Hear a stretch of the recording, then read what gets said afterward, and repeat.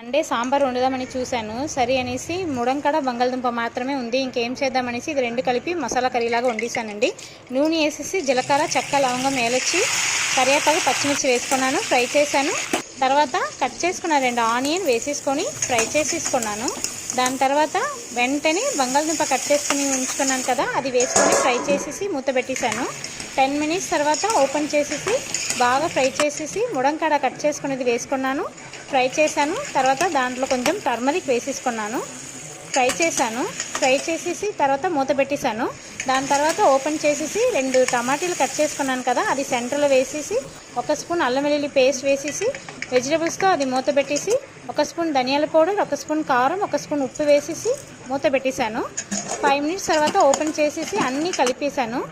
5 minutes తర్వాత 1 glass water వేసేసాను. అలా 10 మినిట్స్ మరిగింది, కూర రెడీ అయిపోయిందండి. అంతే, చాలా బాగుందండి టేస్ట్ మాత్రం.